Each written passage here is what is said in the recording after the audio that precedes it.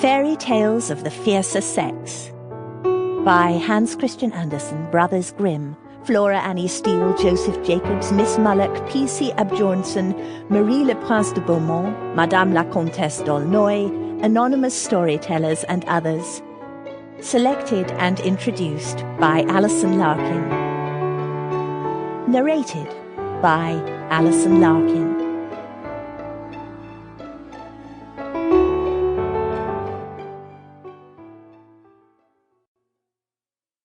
The fairy stories you are about to hear are not tales of helpless females shut up in high towers, waiting around for a handsome prince to rescue them while they sleep for years or brush their golden hair a lot. These are tales of strong, independent, brave, at times irreverent girls and women who take charge of their own lives, go on their own adventures, rescue themselves, and sometimes even rescue the men they love.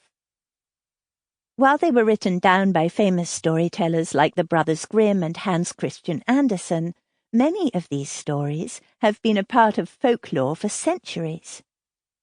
As you are about to discover, the clever serving maids, brilliant princesses, very reluctant housewives, and other females in this collection have far more to distinguish them than the fact that they end up happily married to a prince.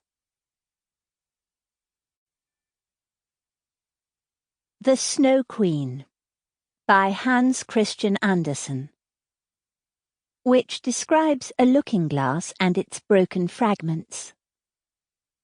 You must attend to the beginning of this story, for when we get to the end, we shall know more than we now do about a very wicked hobgoblin.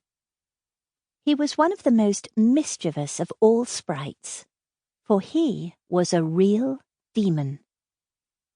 One day, when he was in a merry mood, he made a looking-glass which had the power of making everything good or beautiful that was reflected in it shrink almost to nothing, while everything that was worthless and bad was magnified so as to look 10 times worse than it really was.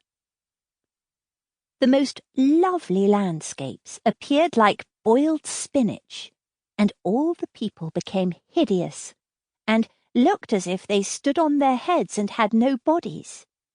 Their countenances were so distorted that no one could recognize them, and even one freckle on the face appeared to spread over the whole of the nose and mouth. The demon said this was very amusing. When a good or holy thought passed through the mind of anyone, a wrinkle was seen in the mirror, and then how the demon laughed at his cunning invention. All who went to the demon's school, for he kept a school, talked everywhere of the wonders they had seen, and declared that people could now for the first time see what the world and its inhabitants were really like. They carried the glass about everywhere, till at last there was not a land nor a people who had not been looked at through this distorted mirror. They wanted even to fly with it up to heaven to see the angels, but the higher they flew, the more slippery the glass became, and they could scarcely hold it. At last it slipped from their hands, fell to the earth, and was broken into millions of pieces.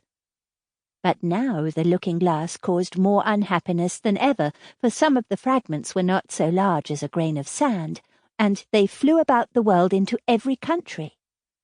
And when one of these tiny atoms flew into a person's eye, it stuck there, unknown to himself, and from that moment he viewed everything the wrong way, and could see only the worst side of what he looked at, for even the smallest fragment retained the same power which had belonged to the whole mirror.